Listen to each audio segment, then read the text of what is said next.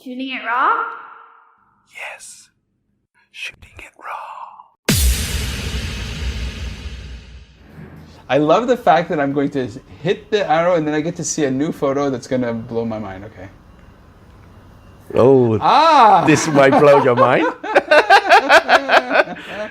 Very cheeky. I love it.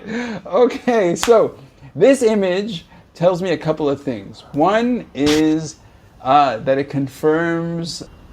So there's a thing that happens with photography of this kind. So it's okay. So the photograph is done at night. There's city streetlights. It's of a road with the perspective pulling from the left to the right, like the sort of horizon or the perspective point is really on the right. You see the tall buildings in Hong Kong. You see a police officer in riot gear wearing a mask. Not too detailed, kind of small-ish, but it's a scene of police on the street. Is it all, maybe it's all riot gear with riot police with just a few non-riot bystanders, or maybe it's all riot police, hard to know. There's this one dominant light. I mean, there are a few bright lights, but there's this one dominant light. If we look at it in rule of thirds, in the top third quadrant, that's just there, coming right at the camera, and it kind of arrests. Basically, the whole image, in my mind, how I see it, is kind of built around that point of white, and there's a bit of perspective of rounding because it's a very wide angle shot. It was done on the fisheye.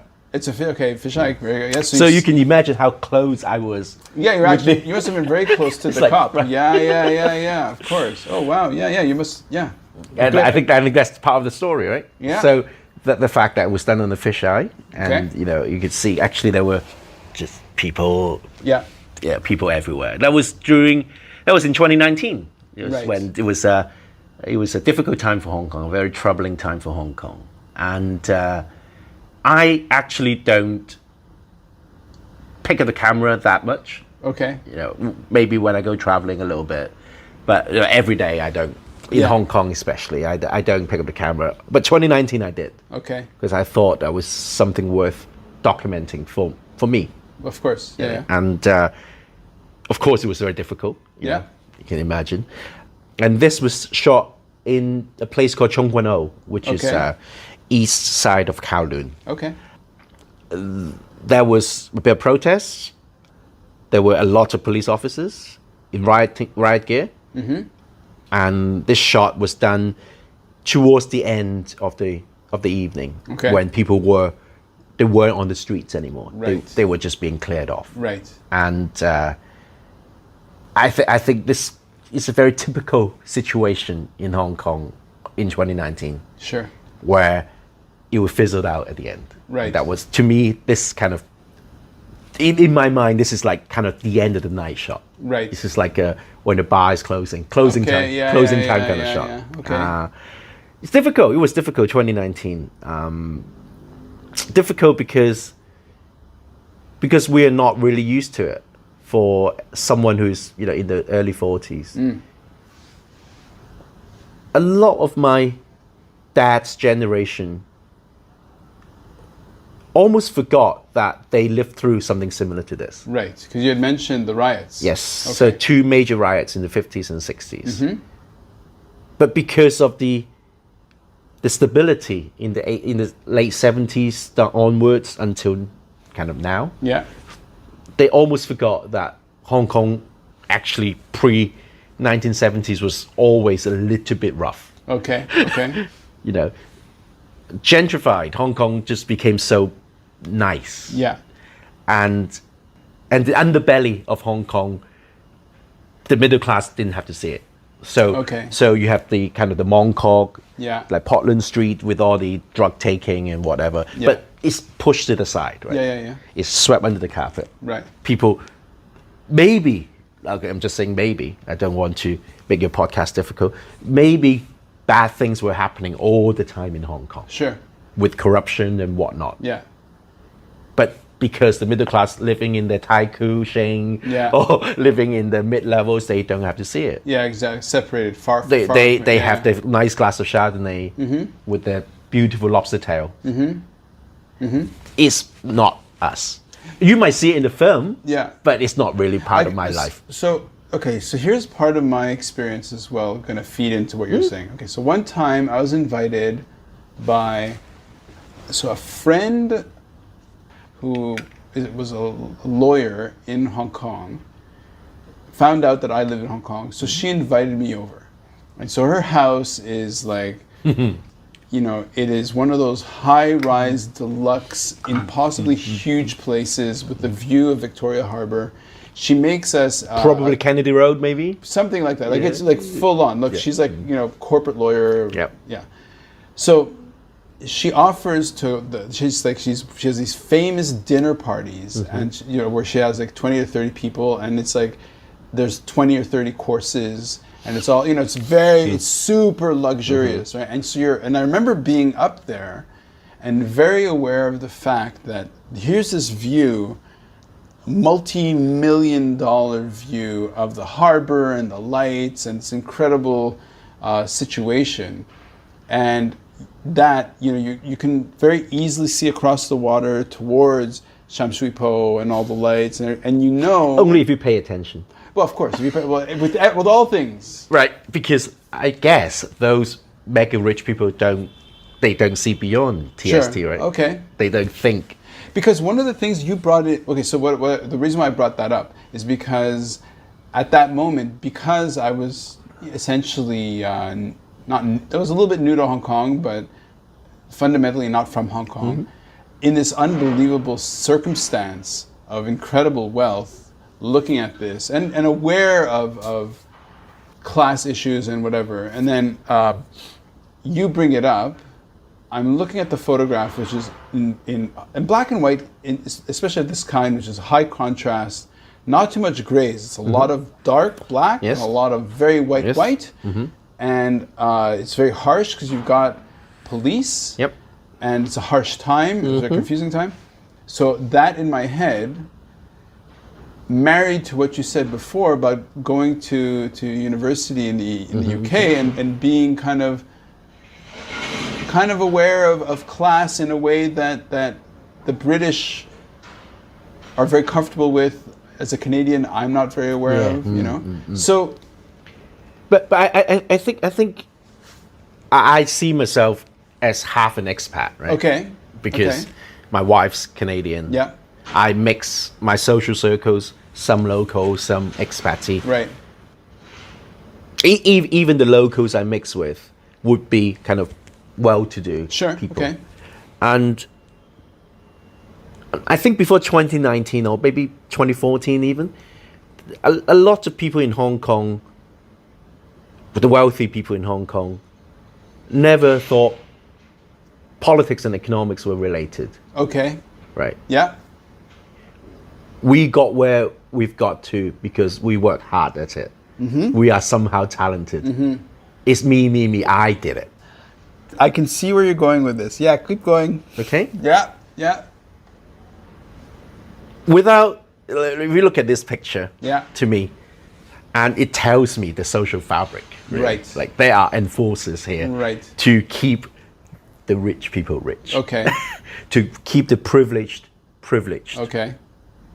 I'm not saying, I'm not judging it. It's not a normative statement. Sure. Okay? It's a positive statement in the sense that, you know, that's how the system. It's just an observation, is, right? Yeah. You can choose to be obedient. Yeah. And stay on the road, stay on the pavement, stay off the road. Yeah. Like the officer's telling you. Yeah.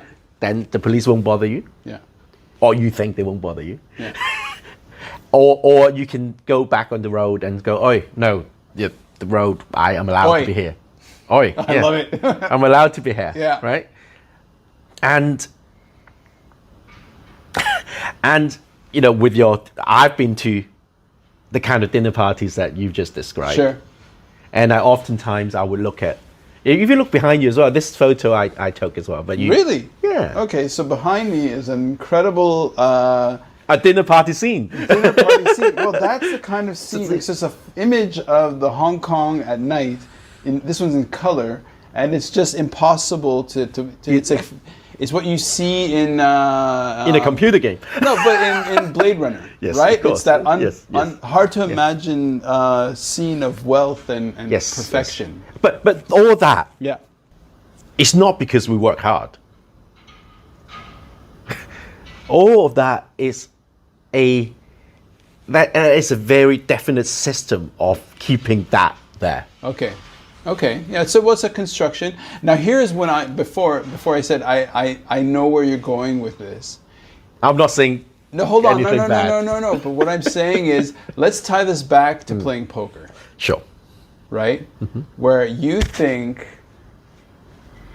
it's a game of chance, but you think you're winning because you're so smart. Yeah, I'm smart. Yeah.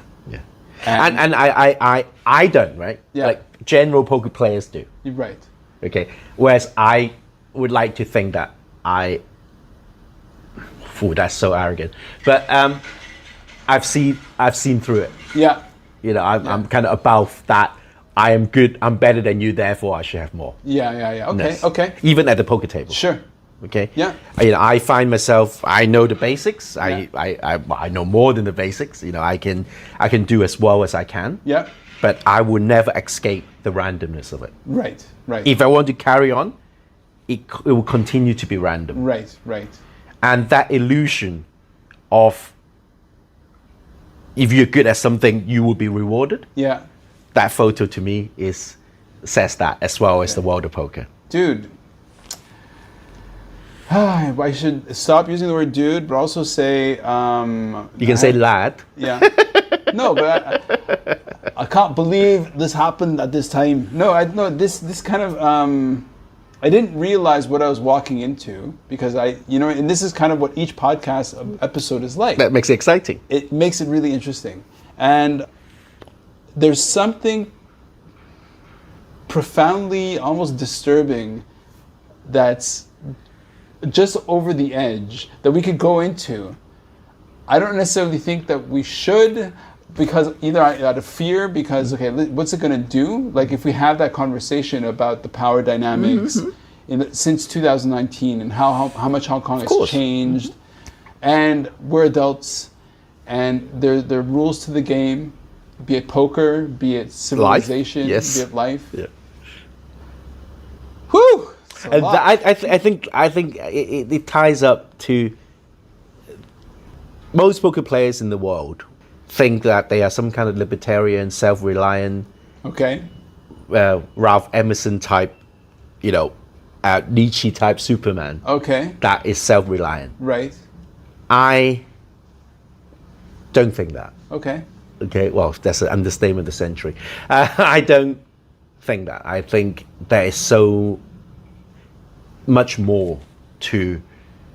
I think it's false. I think it's an illusion to believe that you can be self-reliant and a Superman and forget about society. Okay.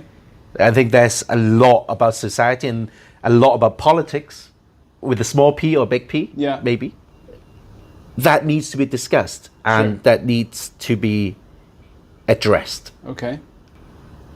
I find it extremely dishonest for people to think that why can't the poor work harder to make themselves self-reliant? Right. Okay. Yeah. Everywhere we're in chains, right? Yeah. Everywhere I look around, I will get off the bus. I see suffering, not because of the lack of trying. Right. People suffer not because they don't try hard. They're just dealt a bad hand. And sorry. If you say that, that's really bad as well. Okay. Because they're not dealt a bad hand. Okay. They're given. They've been selected a bad hand to be given to them. Okay. Being dealt a bad hand is random. Right. I accept randomness. Okay, I understand. Okay, I know. Okay. It's fixed. Yeah. Got it. It's fixed. Right. And I find it really bad. And can I do something about it? I do. Yeah. Can the world be a better place? I think it can. Okay. And I think, especially now after 2019, if we're going to reform Hong Kong, we should, if they're going to be hard-handed about certain issues, then okay, well, let's trade. Right. Let's make society a better place. Okay. Because we never thought about it in those terms. Right. In Hong Kong, it's always been a self-reliant Nietzschean Superman society. Right. Okay. Well, now we've given up our political rights. Okay. I will stop whenever it's too far. Let's see whether we can make society a better place. Okay. I've given up trying to make a better political system for us. Then okay. Well, I've given up. Okay. I see the white flag here. Yeah. It's done. Okay. Well, then these people who have been chosen to be the political elites in Hong Kong, please do the right thing. Right. And select better hands for people. Okay. And I don't think Hong Kong needs to have 75-year-old old women, hunchback old women picking up paper boxes for $10 a day. Yeah. $10 is an overestimate too. $10 Hong Kong. Yeah. It's over. I think they get $8. Yeah. We don't need that anymore. I agree. Let's hope in the next 10, 12 years, 20 years, Hong Kong will be a better society in that aspect. Yeah. No, I got it. And that will be my, without going too far to the darker side of things. I got it. Yeah. Dude. No, dude. No, I'm just exhaling. Okay, Stephen. The premise of the podcast is by getting these glimpses into the selection that you created for this conversation, shaped by the past month, 2 months, 5 months, 6 months, year that have led us to this point. I think already you've kind of articulated a vision of hope, an idea of, well, let's be realistic with eyes clear. But imagine somebody is completely separated from Hong Kong. Like we remove ourselves from the city and we are just alive. The accident of birth is no longer a factor. What can we say for somebody listening from South America, from I would say hola, senor. Yeah, from anywhere. But in terms of what can we say that says, hey, listen, we sound different, we look different, we're in completely different environments, but there's a kind of a common something there, and this is what you can build on. So can we give that? Well, cliche, but I think loving each other is the key here. Okay. Without being so cutthroat. Right. Leaving people a bit of room to breathe. Okay. If you can make $10 out of it, make $7. Okay. We don't need a government to tax you the $3 to redistribute it. Okay. Make $7. Don't make the 10.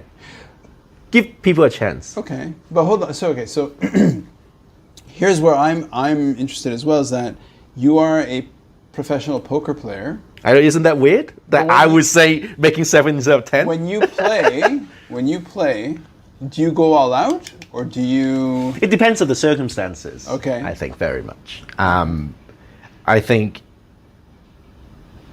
there are appropriate times for appropriate things. So being a poker player, aside of being a professional poker player, people forget is you're entertaining fishes. Okay. You're entertaining fish. Okay. So fish being the rich people who want to play poker, like the bosses, like the likes of Jack Ma in this world. Yeah. Okay. They enjoy the game. They wouldn't mind losing 100 million over a session. Yeah. 100 million is nothing. Hong Kong, not US. Maybe he would care a little bit more if it's US. Yeah. Why should he play with you? Right. Why should he? He obviously knows that you know what you're doing, and he doesn't know so much. Well, he does actually. Jack Ma is not that bad, but let's say he was bad, and so how you conduct yourself in that environment, and taking maximum value of every hand may not be the optimal solution. Right. So you always give a bit of leeway. So a bit of a So it's a He's game, kind of hustling a little bit slightly. Got it. But you win, but you don't want to be cutthroat winning. Right. In a tournament situation, like when you play in a tournament, you go all out. Yeah. Because there's no that's no leeway, right? You just go all out, and then you Yeah. try to win that trophy, you try to win that million US for WSOP bracelet or whatever. Right. But in a cash game, in an everyday cash game, when there's so much social kind of aspect to it, there's an ecosystem, there's an infrastructure there. You will learn very quickly how to be a good citizen within that community. Okay. It's not just who is the best. Right. It really isn't. Oh, Stephen, I love it. These hours go by so fast. Have we been? Yes. Oh, bloody hell! It's great. I'm just fascinated. I can't, you're the first professional poker player I've ever met. A gentleman, sir. Thank you so much for your time. Thank you.